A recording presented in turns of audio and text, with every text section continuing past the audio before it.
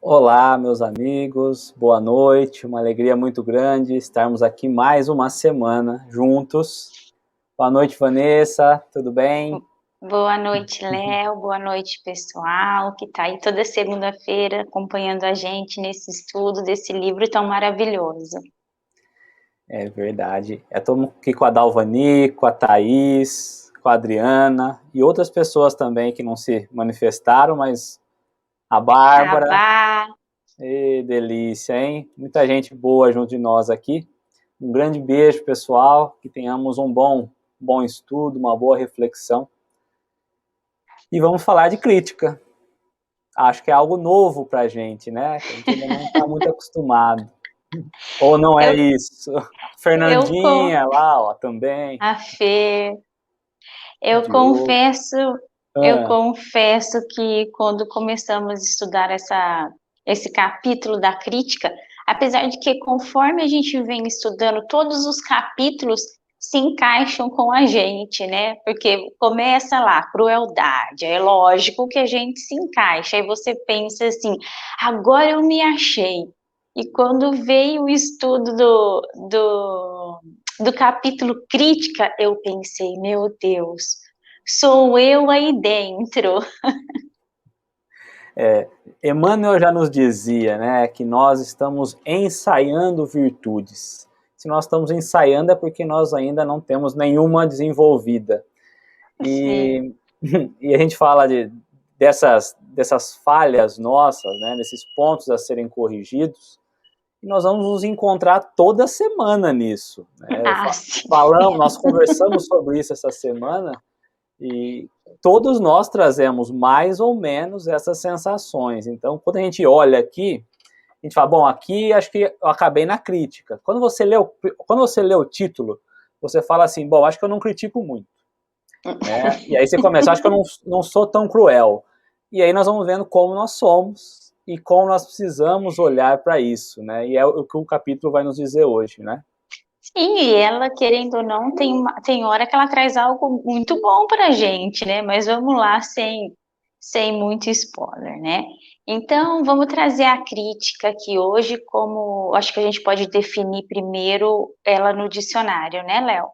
Que a crítica define como sendo um exame detalhado que visa a salientar as qualidades ou os defeitos do objeto a ser julgado. Então nós vamos lá querendo destacar o que de ruim tem. A gente fala de qualidades e defeitos, mas vamos ser bem sinceros. Nós olhamos só os defeitos, né? As qualidades nós ainda não conseguimos destacar tanto. Quando destacamos é muito pouco, não é? Então é Ah, comum a gente sim. querer criticar o outro sem ter vivenciado o que o outro tem passado, Ah, sem sim. pensar os aspectos em que envolve a vida do outro. E nós vamos ali desaprovar sem antes tentar fazer ou viver o que aquela pessoa tá tentando, né? Então, Porque é muito mais uma vez, fácil. Ah, desculpa, pode ir, pode ir. não, mais uma vez a gente traz a nossa incoerência em relação Sim, à nossa existência, né? sim, porque você trazendo por esse lado que nós não sabemos o que está passando dentro do outro naquele momento. Uma boa noite para o Mar, que está aí, a Marilda também está aí com a gente, a Patrícia, Margarete. Diogo, várias pessoas. Sim, sim, sim. Então, trazendo que realmente nós não sabemos o que o outro está sentindo e como que é fácil, né, a gente criticar a atitude que o outro tomou. E nós fazemos isso todos os dias, né? Mas eu acho interessante. Um beijo pro Kleber, tá, Léo? Acabou de entrar, né? O que eu acho muito interessante é quando traz, né, para nós no livro, falando sobre a crítica, de nós entrarmos no Evangelho de Lucas, capítulo 6 e versículo 42, quando o mestre propõe: Hipócrita, tira primeiro a trave do teu olho e então verás bem para tirar o argueiro que está no olho do teu irmão.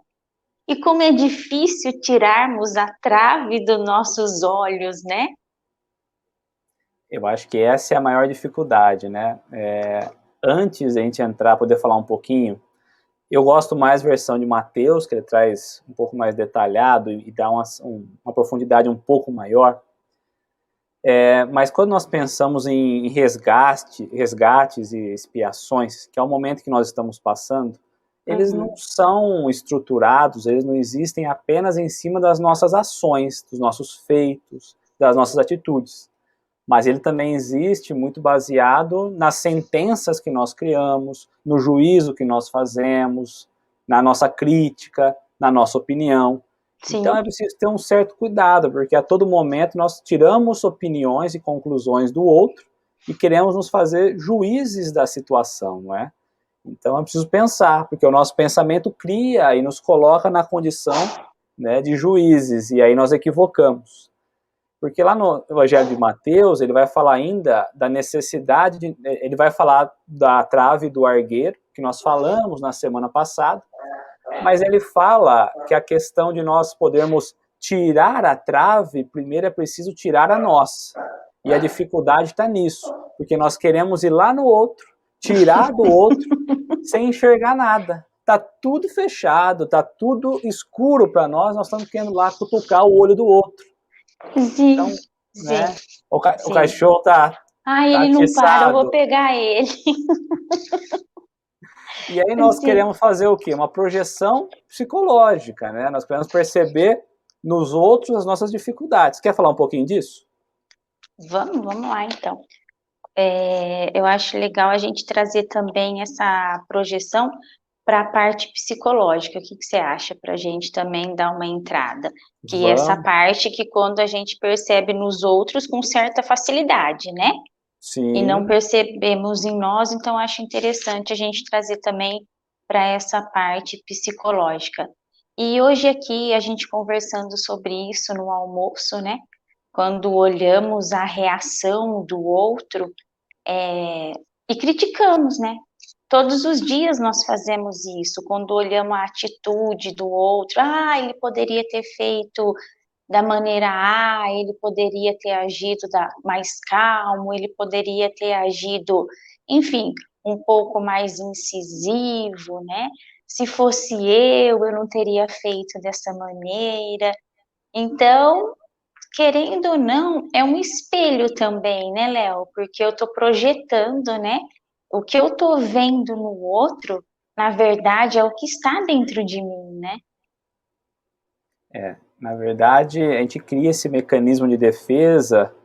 O Francisco está falando assim, que bom vê-lo falando bem, né? Francisco, agora que eu retirei os 4 dentes, eu vou falar um monte para tentar corrigir todas as coisas erradas, viu, meu amigo?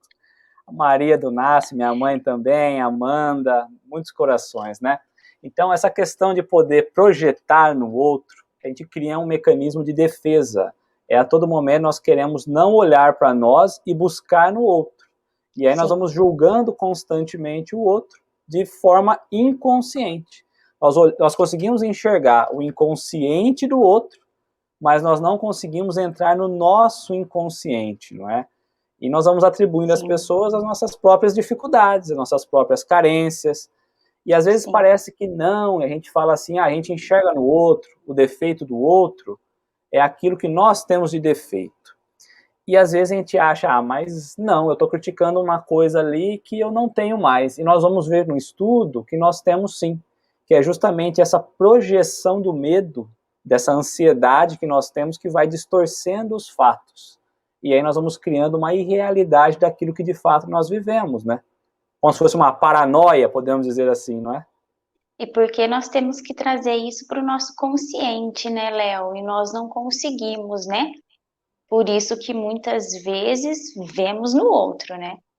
Tá ali, é o que a gente consegue ver o mais fácil e o mais rápido, né? Você vai ler o que a Fer pôs aí? A crítica, de modo geral, pode gerar o melindre ou ele já vem embutido? Vamos deixar um pouquinho para frente, Fê? Eu acho que a crítica, né, nesse primeiro momento, o que nós vamos falar é olhando para nós e não recebendo o outro. Mas eu acho que quando a gente pensa na crítica, tem 2 formas de nós pensar. Eu vou deixar um pouquinho mais para frente, porque nós vamos trabalhar lá na questão do Livro dos Espíritos, que eu acho que não vale a pena trazer agora, mas nós vamos trabalhar isso. Para que a crítica serve? E como nós podemos usá-la como ferramenta de crescimento espiritual. Sim. É importante isso, né? E pensando um pouco nessa questão da defesa, da crítica, é muito fácil quando nós paramos para pensar assim, eu fracassei por culpa do outro, eu estou infeliz por culpa do outro. Se o outro rouba, eu também posso roubar. Se o outro comete um erro, eu também posso. Se o marido ou a esposa é infiel, tudo bem eu ser infiel. Né? Se eu repreendo um filho, como será que eu tenho agido? Eu tenho feito da mesma maneira? Porque sim, temos feito, né? Porque nesse momento nós trazemos muito mais a questão do orgulho e do egoísmo, que não permite avançarmos e entendermos que nós vivemos sim, nesse processo evolutivo, nesse estágio de evolução, no eu sei e no eu sou assim, né? Eu sou dessa maneira e essa forma é a melhor. Nós não conseguimos ainda identificar, infelizmente, que vivemos mergulhados entre o orgulho e o egoísmo. E quando você traz esses exemplos citados, eu acho bem interessante trazermos isso para o casamento, né? Que é algo Sim, que relações, né? Isso, diariamente, né? Então, sempre que o outro fez errado, né? A culpa é do outro e nunca é minha. Então, a gente acaba transferindo isso, né? De uma maneira na qual eu não quero me ver, porque é mais ou menos assim, né? Eu não quero me ver.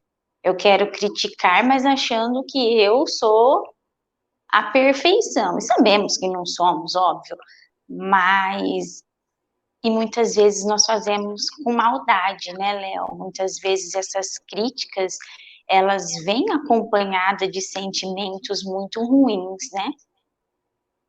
Vem e engraçado que nós conseguimos enxergar o inconsciente do outro. Olha que troca legal, né? Eu olho para o outro e eu consigo identificar, eu consigo enxergar o que o outro é no inconsciente, naquilo que ele não percebe. Mas eu não consigo me enxergar por dentro. O estágio consciente, muitas vezes, não permite o enxergar o inconsciente. E esse é o grande desafio, porque nós precisamos estar conscientes das nossas relações, mesmo do nosso inconsciente. Ou seja, o que o meu inconsciente está fazendo, eu tenho que estar ciente. Olha que como que é difícil. Nossa, Entender a ordem das coisas, não é? Porque ficou senão a gente fica muito complexo. é complexo, senão a gente fica muito no simbolismo. E é preciso a gente estar numa harmonia geral, estar no centro de tudo, para nós entendermos a plenitude da vida, entender tudo aquilo que nos rodeia, e inclusive os nossos sentimentos e as nossas relações. Quando você fala de relacionamento, de sociedade, e nós vamos trabalhar isso também em Lei de Sociedade um pouquinho mais à frente, mas como estimula, de fato, a olharmos para as dores íntimas que nós temos. Porque nós não temos coragem de mergulhar nas nossas intimidades. Dói. Porque o ambiente que nós vivemos, que geralmente é o ambiente familiar mais propício, é onde nós realmente devemos estar. E às vezes a gente acha que não, a gente se incomoda, a gente critica o familiar, critica o pai, a mãe, o filho, o vô, todo mundo. O Mas nós marido. estamos... O marido eu não sei. E nós não percebemos o que isso significa. Que ali é a oportunidade de trabalho de nós nos conhecermos. E a gente prefere falar, eu aceito o que ele faz, mas... Então sempre tem um mas, né? Então a crítica aqui é entender a situação do outro e nos entender em relação ao sentimento que nós temos do outro, que talvez seja o mais difícil, né? Sim. E quanto benefício podemos nos trazer vendo isso no outro, né? Quanto que podemos crescer e evoluir, porque quando olhamos, é o que nós realmente somos. Então, nós poderíamos trazer isso para o nosso íntimo, para que possamos trabalhar de maneiras diferentes dentro de nós, né?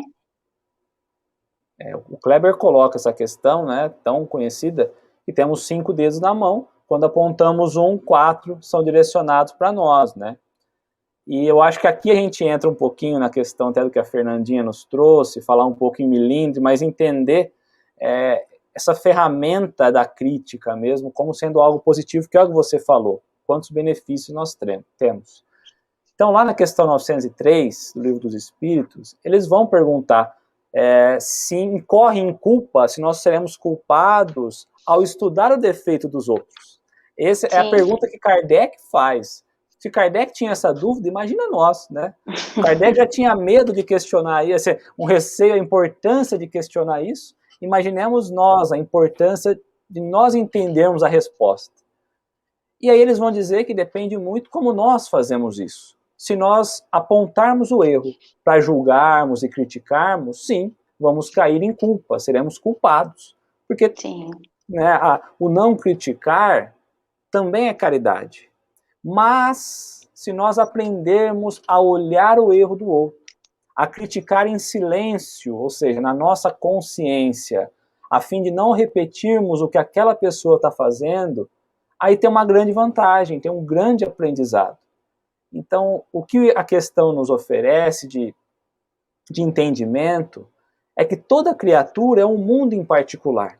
Então, nós devemos olhar o que aquela criatura tem a nos oferecer até nos erros, até nas falhas. E aí eu trago para dentro de mim, trago para o meu íntimo e eu não faço. Ou seja, aquilo que a pessoa faz não é legal moralmente, então eu não vou fazer. Né? Embora ainda eu esteja olhando e não entendendo o nível evolutivo da pessoa que leva ela a cometer aquele ato, é importante que eu olhe e entenda pela questão moral, da questão evolutiva, e fale, bom, essa falha eu não quero mais. Então eu aprendo com o outro, me colocando no lugar dele. Imaginando que, se alguém me olhar, se alguém me ver, não vai encontrar aquele erro, aquela falha em mim. É um trabalho lindíssimo, né? E é tão lindo que, vamos assim, você falando, vamos trazer, vamos exemplificar. Falando é lindo, não é mesmo, né? É lindo falando. Por exemplo, se eu sou uma pessoa explosiva e você convive com alguém explosivo, você começa a observar você ali. Na hora da explosão, você realmente se vê e você pensa, meu Deus, olha o que acontece quando eu faço isso. E chega a gente ficar com vergonha da gente mesmo, né? Nós acabamos nos envergonhando e pensando, olha, eu viro isso quando eu explodo. E aí você traz, você guarda aqui na caixinha, né? Dentro, e chega uma hora, na hora que você for testado, que você poderia explodir, que seria a sua reação, você abre essa caixinha e você trabalha essa explosão, né? Você breca, peraí, eu vou explodir ou eu vou tentar acalmar para conseguir falar, né? Eu acho isso muito interessante, Léo, e depois de ler nesse capítulo, agora eu fico vendo isso, fico abrindo as caixinhas, né? Nós temos várias caixinhas que nós precisamos identificá-las, né? O Matheus coloca um comentário que eu não vou falar agora, porque lá no final, mais pro final, tem. Tem o que eu posso comentar, mas a Adri coloca como é importante nós aprendermos a identificar primeiramente os nossos, né? Porque os outros se tornam lição. E é bem isso, né? Os eventos desagradáveis que nos visitam, eles são mensageiros da nossa consciência, a fim de que nós possamos olhar para o inconsciente. Porque quando nós temos essa reação de crítica, é o nosso inconsciente, que eu não domino, que me traz isso, né? Então é preciso entender que aquilo que nós estamos vivenciando no presente, no momento ali que nós estamos, é preciso. Nós estamos vivendo o que nós precisamos. Quantas vezes estamos lá lendo sobre algo importante, um capítulo, um tema, daqui a pouco alguém surge e fala sobre esse tema. Quantas vezes estamos nós, em diversas situações, precisando de algo, pensando em algo, e aí o universo conspira e nos traz isso. Lei de atração, não é? Então o Espiritismo trata muito bem disso, como é preciso vivenciar universalidade toda, porque senão a gente não compreende, porque se eu não aceito o erro do outro, pode ter certeza que esse erro vai se repetir várias vezes. Lei de atração, porque eu estou ali pensando consecutivamente naquele erro do outro, esse erro vem até mim e eu sou obrigado a vivenciá-lo novamente. É um processo em cadeia, lei de atração, né? E como você trouxe, estamos nos lugares certos, né, Léo? Com as pessoas certas. Então, e a gente critica, critica, e poderíamos também ir até lá ajudar a pessoa, né? Isso é caridade, né? Como você trouxe, não só trazer para nós, para que possamos melhorar, mas também, de alguma maneira, mostrar para ela, né? O quanto isso é importante. A Dalva, um grande beijo, minha amiga. Como é importante realmente olharmos para a lei de atração e ter a certeza que nós estamos nela. Ela é uma lei natural também, né? Se pensarmos, ela é uma lei de Deus, que nós não conseguimos fugir. Então, tudo parte de nós, como é importante, né?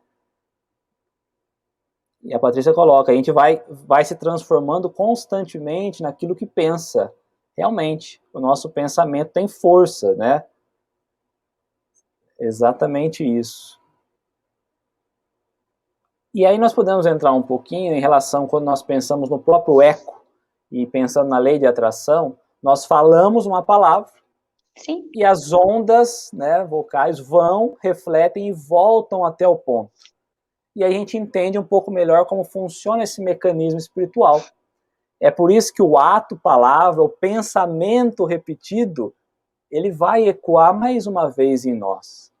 E aí nós podemos pensar assim, todas aquelas pessoas que não têm confiança nela, em algum momento ele trouxe uma desconfiança no seu interior. Então, quando eu tenho uma desconfiança em alguém, algo dentro de mim está batendo eu sou desconfiado em alguma atitude, não é? Minha, né? Minha, exatamente. Então, assim, eu sou desconfiado de alguém. Não, na verdade, você não é desconfiado de alguém. Você se desconfia de você mesmo. Sim. E por isso você procura alguém para se desconfiar. E aqui a gente começa a falar da questão de, eu vejo no outro o erro em mim. E a gente acha que não é isso, não é? Muitas vezes achamos o outro fraco, mas na verdade nós não temos o domínio de alguma questão interna nossa. E nós esquecemos que isso muitas vezes pode vir da própria infância, não é? Sim, da maneira na qual fomos criados, né? As cobranças que nós tínhamos, né? Os horários rígidos que sabemos, então ficava uma certa cobrança e éramos criticados, né? Quando errávamos. Sim, isso vem de trás, porque as vozes do passado, elas ecoam dentro de nós, né? Como o eco que nós colocamos agora. Então, a gente tem que ser o perfeito, a gente acha que a gente tem que acertar tudo, que nós temos que ser exemplo, de fato temos, mas às vezes não temos a condição de ser. Então, a gente cria uma cobrança muito grande, não é? Em nós mesmos, né? E é justamente esse dispositivo da crítica no outro, de querer jogar responsabilidade para o outro, que vai limitando essa nossa marcha da evolução. Às vezes a evolução seria mais leve, até mais lenta, mas mais leve, e a gente prejudica porque a gente quer controlar com base nas vozes do passado, e esquecemos que somos individuais. E a todo momento queremos o quê? Vigiar o problema do outro e permanecemos inconscientes e imobilizados em relação à nossa própria evolução. Não evoluímos, né? Sim. Sim. E como procuramos o erro no outro, né, Léo? É automático, não? Nossa, é algo incontrolável, né? O tanto que procuramos o erro no outro, ou seja, somos nós ali de novo, né? Nós somos o problema, não é? Sim. Nós somos os verdadeiros realizadores dos problemas ou das soluções, das coisas boas ou das coisas ruins, né? Sim. Mas a gente vai a crítica nociva, ela é uma característica individual nossa, e nós não percebemos. Nós não queremos nos arriscar a mudanças. O que é mais fácil? Nós mudarmos ou nós analisarmos o que o outro faz, o que o outro fala, o que o outro pensa, e depois nós vamos lá e criticamos Em vez de fazer, Sim, não, nós queremos criticar. E nós sim. esquecemos que os verdadeiros realizadores do bem não têm tempo de analisar. Quando a gente começa a pegar uma tarefa um pouco mais, voltada um pouco ao bem, e a gente ganha um certo compromisso, nós vamos percebendo que nós vamos perdendo tempo para as coisas inferiores da vida. E não é que a gente esquece, né? Não, não dá Não, tempo, não dá né? tempo. Então, quando a gente busca por caminhos melhores, a própria crítica, ela se afasta, porque a gente esquece de ver isso, a gente para de observar o outro e passa a entender a nossa missão de ajudar, de colaborar, porque a gente não tem mais tempo. Então, viver esse equilíbrio espiritual, mental, emocional, é o que nós precisamos. Aliás, é o que nós desejamos para poder caminhar mais tranquilo. Né? E parar de vigiar o outro, né? Porque parece que a gente Espiar o senta e fica. outro. E a gente parece que senta e fica esperando o outro errar, né? Só para você ter a oportunidade de falar. Você vai ler o que a Thaís escreveu?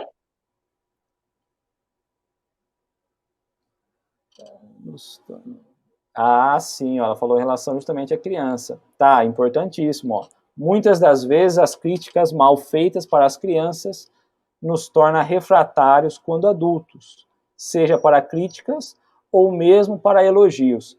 Foi o que Interessante, trouxemos, né? mas é interessante o conceito que a Tá coloca aqui, porque nós estamos olhando para a crítica, mas precisamos, nesse momento em que nós vivemos e que temos colaborado tanto para corromper as crianças, porque a verdade é essa, o elogio, o incentivo mal feito também prejudica. Também. Tá, sensacional, porque às vezes a gente olha pela crítica e esquecemos disso, né? E a absorção, a Fernandinha coloca, como a absorção é muito mais difícil, cresce uma criança frustrada, exatamente. Então a criança, ela vem, nós sabemos que a formação espiritual dela, né, que nós temos a missão e a capacidade de moldá-la até 7, 8 anos, depois disso ele traz já um perfil mais redesenhado já. E é nessa fase que nós menos olhamos para essas questões da crítica e do elogio. Como é preciso de novo trazer para o nosso cerne o equilíbrio, a balança, né? Para que a gente possa aprender e ensinar na dose correta. É. E como é difícil, né?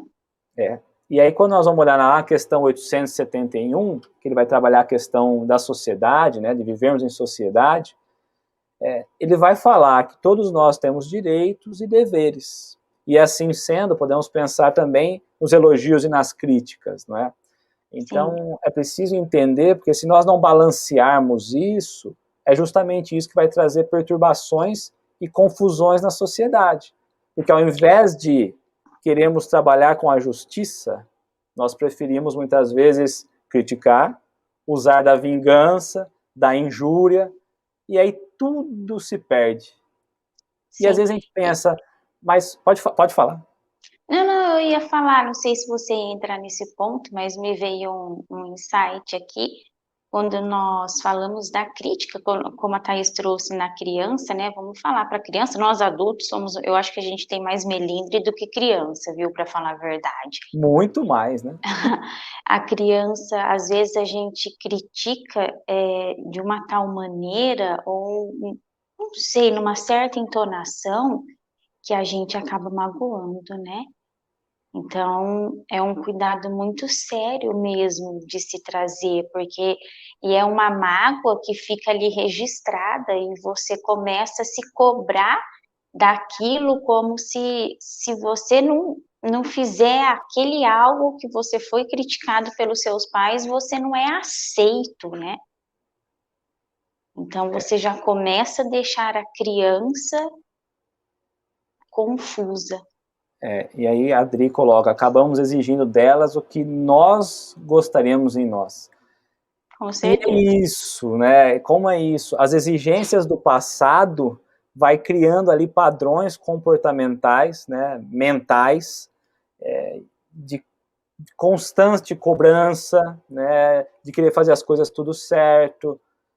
E a gente vê muito isso nós podemos falar, inclusive, isso, porque quando a gente vai trabalhar a questão psicanalítica, a gente entende que a maioria dos problemas, eles estão lá na infância. Mas como é difícil a gente chegar a esse ponto, porque a gente não quer entrar, a gente tem medo de entrar, porque a gente acha que vai causar uma perseguição íntima e a gente quer continuar a nossa superioridade, que a gente quer continuar tendo vantagens. E a gente não entende que é preciso olhar para isso e criar um padrão individual, e não querer trazer um padrão dos pais, ou dos avós, ou de quem seja, que nos prejudica essa caminhada. E por isso, a todo momento, transferimos para não ter que olhar para nós.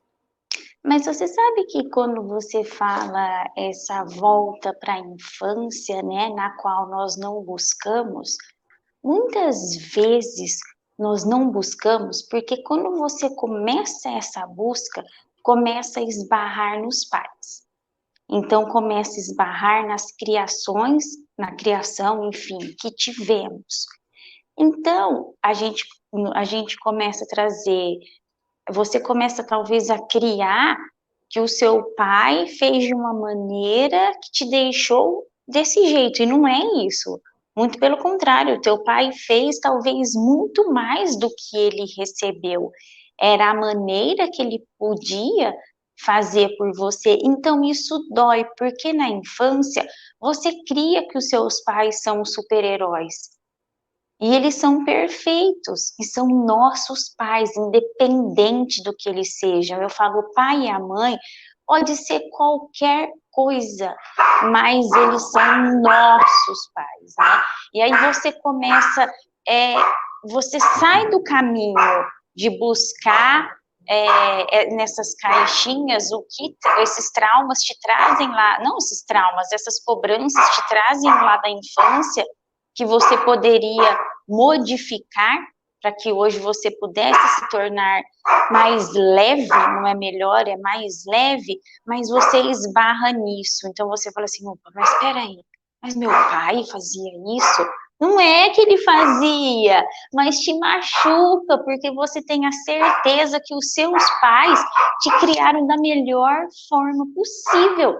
E nós erramos, como eu e você também erramos muitas vezes aqui em casa com as crianças, e sentamos e conversamos. E quantas vezes nós falamos um para o outro, e agora? Eu não sei como fazer. Então, essa volta à infância machuca, Léo. Então, muitas vezes a gente não entra, porque quando você entra, já esbarra nela, e aí você, opa, você breca, meu pai não.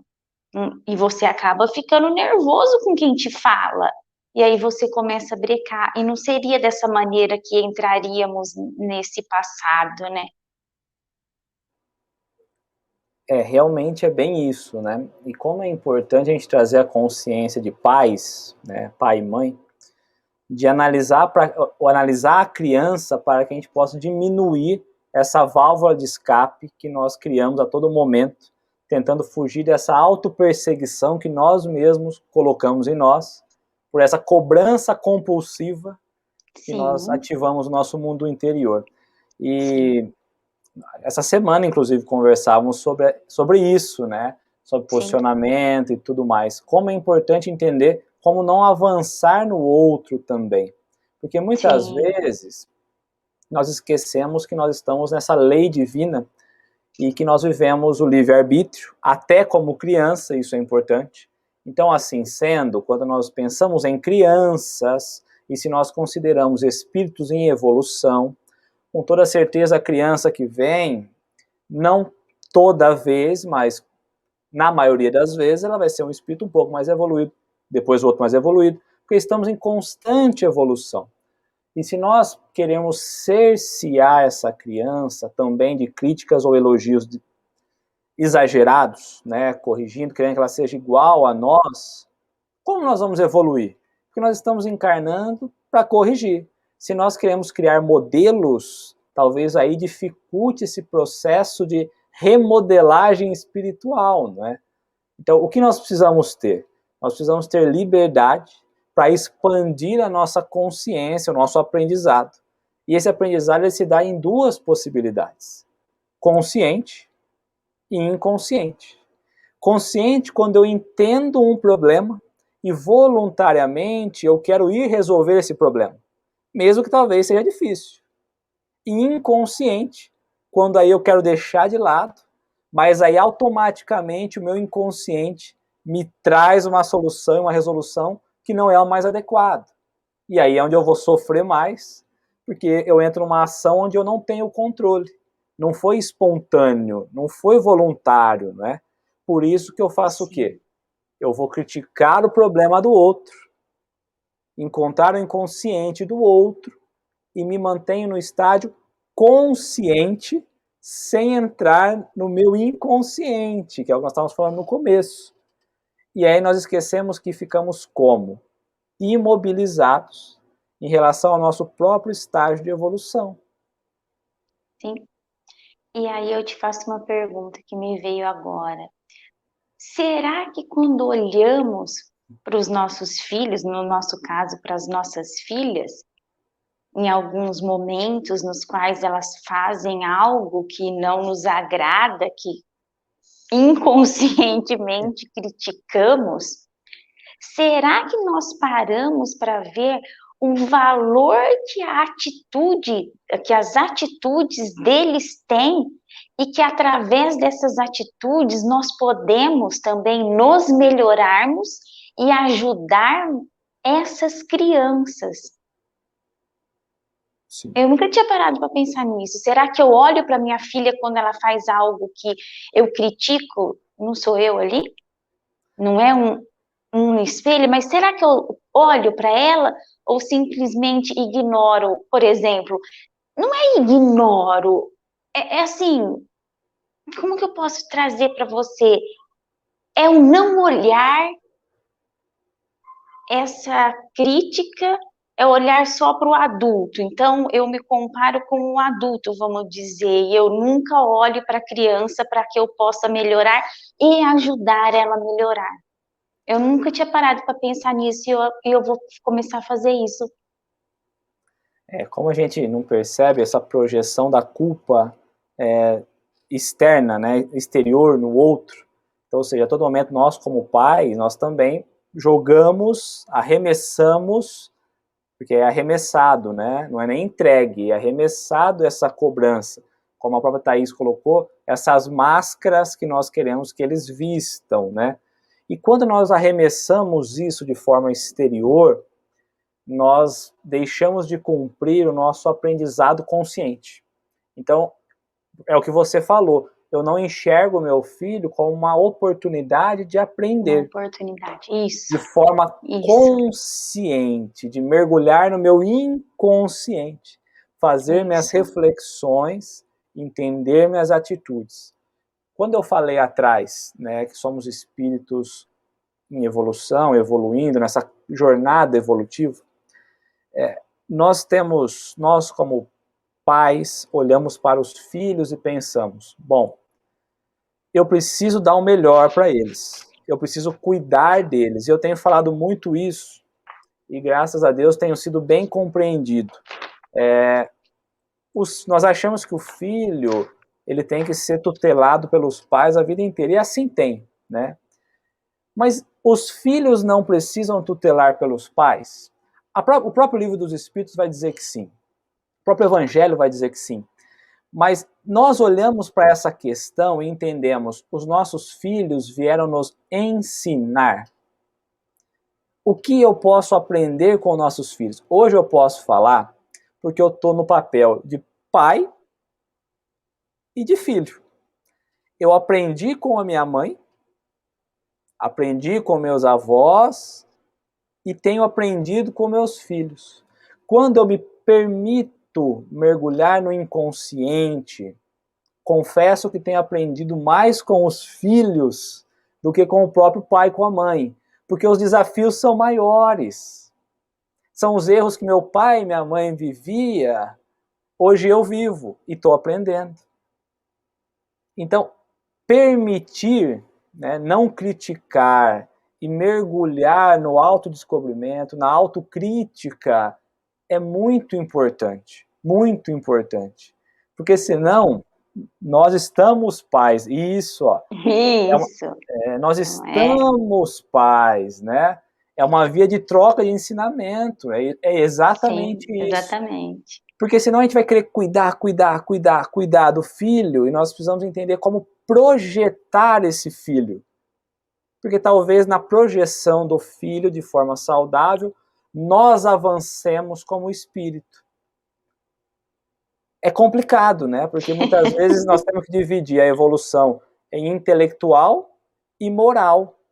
Então, às vezes, a moralidade a gente aprende muito mais na dor de um filho do que no amor de uma mãe. Ah, sim, com certeza. Né? É Sim. via de troca. Via de troca, realmente. E, excelente, Fernandinha. E aí me traz a reflexão, inclusive o capítulo vai falar daquele episódio em que Jesus estava com os fariseus e com os judeus, e os fariseus e os judeus questionam porque os discípulos estavam comendo ali, né, comendo os pães, sem lavar a mão. E lavar a mão era uma tradição antiga, né, então era visto de forma ruim aqueles que não lavavam as mãos, né. E Jesus vai dizer que não há nada fora do homem que entrando nele possa contaminar. Sim. Mas o que sai dele, isso sim o contamina. Então, assim, quando nós paramos para pensar, as coisas que estão dentro de nós é o que nos contamina. As nossas reações, as nossas atitudes, é o que nos contamina e não o que o outro faz. Então a crítica fica mais tranquila quando nós olhamos e pensamos, preciso aprender, crescer, porque nós honramos muitas vezes pela boca e não pelo coração. Querendo dizer o quê? Estamos preocupados com os costumes, com os ensinamentos, querendo honrar o que lá atrás foi ensinado, e esquecemos que o que precisa ter é o ensinamento verdadeiro, do sentimento, né? Então, quando eu julgo o outro, quando eu não compreendo o outro, na verdade eu destaco a minha própria maldade. A Mariana também, mas estaremos juntos em breve, né? Um grande beijo. É o Então, amor, né? é Tem o que ter o amor. amor. Muda, você viu como que muda a perspectiva? Quando nós olhamos pelos costumes, nós vamos vir nessa crítica constante. Quando nós paramos para entender que não é só pelo lábio, não é só de forma exterior, mas que eu preciso aceitar, ou melhor, me aceitar, aí clareia um pouco. E aí fica mais leve esse caminhar. Sim. Deixemos a guarda baixar. Aceitemos que temos dificuldades, não é? Porque falando, o Mateus tinha falado lá atrás e eu falei que eu não queria falar, porque justamente ele fala, né? Quando nós vamos pensar nos personagens que o Cristo nos traz, de tanto ensinamento, pensando em Maria de Magdala, era ela vista como uma mulher inconveniente. Mas Jesus encontrava nela um coração mal compreendido, que quando foi compreendido, foi justamente aquele que espalhou, né, o mundo, o sol da ressurreição. Quando a gente pensa em Zaqueu, publicano, cobrador de impostos, que todo mundo via ele com maus olhos, Jesus via ali um grande amigo em que ele conseguia ensinar sobre o progresso, sobre a riqueza. Então, cada um tem o seu papel. Pedro mesmo, que tinha que todos diziam que ele era fraco, né, que ele tinha um jeito muito bruto de ser, ele que deu depois as bases do próprio evangelho. Saulo de Tarso mesmo, por exemplo, que era perseguidor do Cristo, e depois ele vira um grande exponencial, né, da própria doutrina. Então, nós precisamos trazer dentro de nós a capacidade de enxergar aquilo de bom que o outro tem. O mecanismo de defesa, ele precisa ser reajustado, a lente precisa ser modificada, a fim de que a gente olhe para o outro e consiga extrair o que de bom ali tem. Quando eu olho aquela pessoa que ainda comete erros, porque nós cometemos também, o que de bom ela já consegue fazer? Eu lembrei agora de um caso do Chico. eu não sei se era todo final de sessão, tinha um senhor que ia bêbado despedir do Chico, e Chico dava atenção. E esse bêbado, morador de rua, cheirava mal, e todo mundo ficava incomodado com aquilo. E Chico ia lá, abraçava, dava a mão. E um dia perguntaram, mas Chico, esse homem bebe todo dia, você vai dar atenção para ele, beber tá errado. E aí ele vira, filha, nessa vida, ele só bebe. Nas outras ele matava. Então, às vezes, aquela crítica que nós temos, nós esquecemos de olhar que o outro tem vivido o máximo que ele pode e que nós devemos observar amando, trazendo o coração, porque senão não vai dar certo. A gente não consegue sair das trevas e nos lançar à luz, né? Fica difícil, né? E trazendo isso que você trouxe, história de Chico, como que fazemos isso, né? Sempre ao contrário, né? Se passa uma pessoa dessa maneira, jamais não, mas a gente não escuta. Muitas vezes a gente muda até de calçada, né? Vamos trazer para a Fechamos as realidade. portas. Fechamos as portas, realmente, né? Ou uma pessoa que está num momento não muito bom, e aí você critica, né? Não, realmente, não sentimos o que está no outro, né? E queremos arrumar o outro, mas a gente mesmo, a gente não quer arrumar, a gente não quer organizar as caixinhas, não. Mas organizar a caixinha do outro é facinho, né? Não tapa, né? E aí se ele não fizer do jeito que você falou, né? É lógico, deu errado, não fez? Eu falei. E a Má coloca, né, a questão, a transformação verdadeira e íntima que faz com que a gente renuncie tudo aquilo que nos faz sem medo de olhar para trás. E é realmente esse olhar que nós precisamos trazer para não cair enganados nas nossas próprias malícias, né? Nossos olhos precisam conseguir buscar essas coisas boas a fim de compreender as bênçãos que Deus coloca na nossa vida, as oportunidades de aprendizado. Porque somente essa renovação, como a Má colocou, que nós vamos entender que aquele incômodo do olho do vizinho não é nada perto do nosso. Se só quando nós nos transformarmos e nos renovarmos, nós vamos conseguir fazer, então, essa conversão de visão, né? Ó, a Adri falou que ela não consegue encontrar as caixinhas para organizar. Dri, então tá ótimo, porque as minhas tá tudo bagunçada, caída, eu não sei nem aonde pôr. Então, se tá tudo certinho, escondidinho, tá certo. Adri, eu abro uma, eu começo a mexer, aí eu finjo que tá tudo certo, fecho ela e cato outra. Eu nem acabo. Ao invés de eu trabalhar uma só, Léo, nessa encarnação que nós estamos, eu acho que eu quero trabalhar todas, aí dá tudo errado, entendeu? Então é abrir uma só, porque não damos conta nem de uma, né? Realmente é um processo lento, tá? As dores da alma são as dores que nós sentimos diariamente, as dificuldades de evolução. Tem, 25 de março Kleber. tem, Kleber. Tem, e o bom é que ela vem vazia, viu, Kleber? Então é mais tranquilo, viu? Mas são as caixinhas legítimas da nossa consciência, do nosso amor, que nós precisamos trabalhar. As dores da alma, elas são sensações latentes dentro de nós, que nós precisamos aceitar e trabalhá-las de fato. Porque imaginar que nós não temos nenhuma das dores é mentira, né? Então, aceitemos essa dor. Aceitemos as dores que a alma tem a nos oferecer, porque a dor, ela é o antídoto que ela vai nos corrigindo lentamente. Porque se nós imaginarmos viver uma vida em alegria, nós não vamos conseguir corrigir, porque ninguém consegue estar feliz o tempo todo. E mesmo o pouco tempo feliz é uma felicidade muito relativa perto da verdadeira felicidade que o Cristo nos promete, né?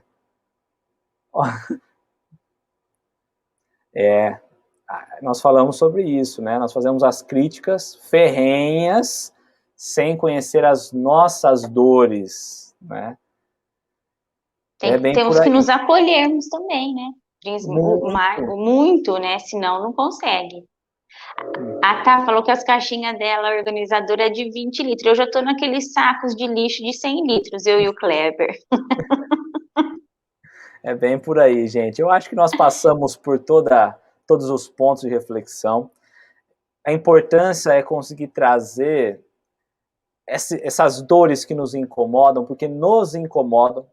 Se nós Muito. falamos que não incomoda, é porque nós estamos colocando lá no inconsciente para não olhar para ela. Sim, E isso é ruim, porque em algum momento da nossa jornada espiritual, nós vamos ter que voltar e olhar. Então, que possa ser agora, sabe? Que a gente possa sim, trabalhar, mesmo com dificuldade, porque não será fácil, tá? sim. Não será fácil, será dolorido, será custoso, será suado, mas é preciso, né? Mas quando a gente consegue trabalhar só um pouquinho, né, Léo? E você consegue ver no outro que você, naquele ponto, já deu uma melhoradinha de um grão de areia. É tão gostoso, né? Dá um alívio tão grande, né? E aí você consegue pensar, nossa, ele tá sofrendo tanto por isso, né? Eu já sofri tanto, hoje eu não sofro mais. E a gente tem esses insights, né?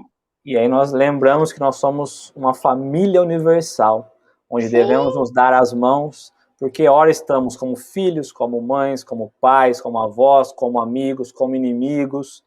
Nós nunca sabemos em que posição nós viremos ou em que posição nós estávamos, né? Então, sim, valorizemos essa condição, para que a sim. próxima possa ser mais saudável. Omar, eu li aqui, eu fiquei bagunçado no que você me colocou, aquela primeira gaveta cheia de papel. Eu tenho toque, então isso não existe para mim, viu? É tudo organizadinho, tudo bonitinho, mas é só a gaveta física, porque a mental é Ah, tá. bagunçada, Senão né? eu ia denunciar ele aqui ao vivo. Não, é só a caixinha física, tudo Ah, bom, organizadinho, né? entendi. Agora a mental veio ao inverso. Ô, Léo, só para encerrar mesmo, quando a gente traz que nós temos que trabalhar mesmo as dores da nossa alma, que seria, no caso, o nosso autoconhecimento, né, nos autotransformarmos, e assim, é uma reforma íntima, mas termos uma consciência muito grande que uma reforma íntima, imagina a reforma de uma casa, ela é aos poucos, né? Ela é devagar. Então, primeiro é um cômodo, né? Por muito tempo nesse cômodo, e nós não queremos essa reforma, né? A gente quer fazer uma demolição íntima e não uma transformação, né? Então, que tenhamos cuidado, porque nessas demolições nós acabamos nos machucando emocionalmente, talvez de uma tal maneira que podemos até adoecer, né? E você falando em reforma, a reforma é sempre algo que nos incomoda, que traz Sim, sujeiras constantes, que seriam as nossas falhas. E quando a gente pensa numa grande reforma, numa grande construção, a gente não quer ficar em casa. Então, não, trazendo um paralelo que você está falando, quando nós entendemos a sujeira mental, os resquícios mentais que nós trazemos ainda de outras vidas, nós não queremos ficar na nossa casa mental, nós queremos sair dessa sujeira. E é por isso que a sim, gente não busca o inconsciente. Então, a construção, né, a reforma nos traz esse exemplo maravilhoso. Queremos sair do meio da bagunça e só voltar quando tiver tudo bonitinho. E esse bonito não existe, não é? não, Então, não. E aí quem tem toque quer ir lá na reforma do outro, porque você acha que você está limpando, a né, gente quer Dri? toda hora A Dri entrar e sabe sair. disso. A Dri sabe disso. Quem tem toque de limpeza vai lá no outro tentar faxinar o outro. Aí você acha que você está fazendo a tua faxina, mas você não tá, né? Olha lá, e quando formos apontar um defeito do outro, que apontemos 10 nossos, né? Então, eu acho que nós vamos parar de criticar, viu, tá? Porque 10 aí é muita judiação, viu? A gente às vezes não consegue identificar né? Então a gente vai ter que parar de criticar, não tem jeito. É. Gente, obrigado pela companhia, pela alegria. Foi muito bom estar com vocês. Um estudo leve, porque assim precisa ser, não é? porque senão a gente não aguenta esses trancos. Hamed trabalha muito essa questão emocional, mas de uma forma leve, e precisa ser assim, não é? Um grande beijo para vocês, que tenhamos uma semana repleta de paz, de alegria, de amor, reflexão, menos crítica, né? E que possamos, mas constantemente. Um beijo para vocês. Fiquem com Deus.